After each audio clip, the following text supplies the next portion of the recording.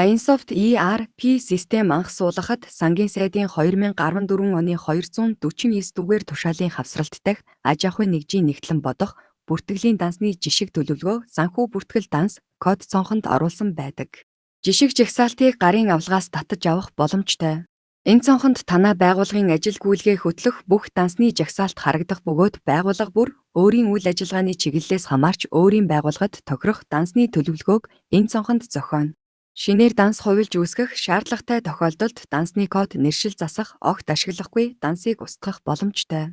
Гэхдээ устгах гэж яарахаас өмнө тухайн дансыг дараа ашиглагдаж болох хэсгийг бодоорой. Мөн гүйлгээ хийгдсэн эсвэл өөр цонхонд тухайн дансыг тохируулсан бол устгах боломжгүй.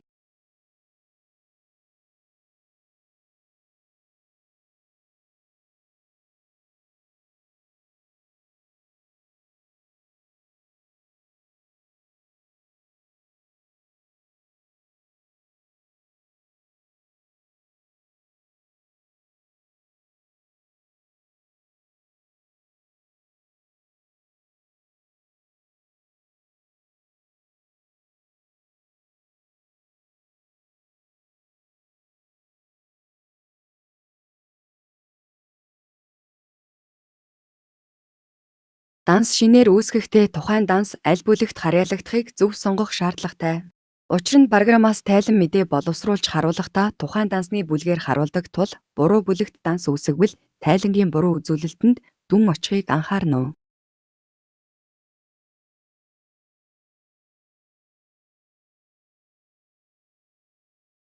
Танай байгууллага олон салбар нэгж өртгийн төвтэй тэдгээрийн дансыг бизнесийн зорилгоор дансны үндсэн бүлэг төрлөөс ялгаатайгаар ангилж, бүлэглэж, салбар нэгжээс гадна бизнес төвөөр үүсгэх боломжтой.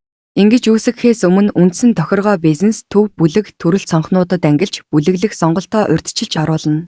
Бизнес төв бүлэгт танай байгууллага ямар утга оруулж, тайлан мэдээгээ ямар байдлаар харахаа дотроо ярилцсан шийдвэрлээрэй.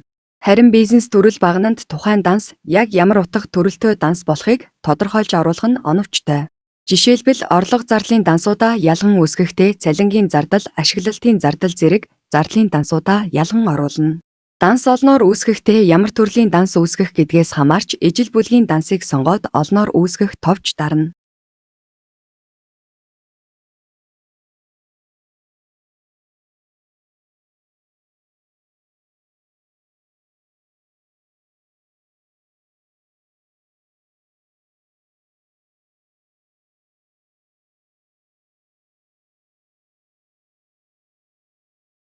Программын цонхоор ажил гүйлгээ хөтлөх үед таны гүйлгээ хийх данс харагдахгүй байх хэд хэдэн шалтгаан байж болно.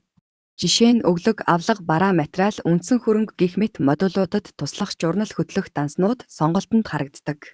Туслах журнал хөтлөхгүй данснууд сонголтонд гарч ирэхгүй. Мөн таны системийн хэрэглэгчдээр тухайн дансыг харах эрхийг хаасан бол мөн сонголтонд харагдахгүй. Эсвэл дансны эр хэвийн боловч таны систем хэрэглэгчийн бүртгэл дээр салбар нэгж тохируулсан тухайн гүйлгээ хийх дансан салбар нэгжид харьяалалгүй бол харагдахгүй байж болно.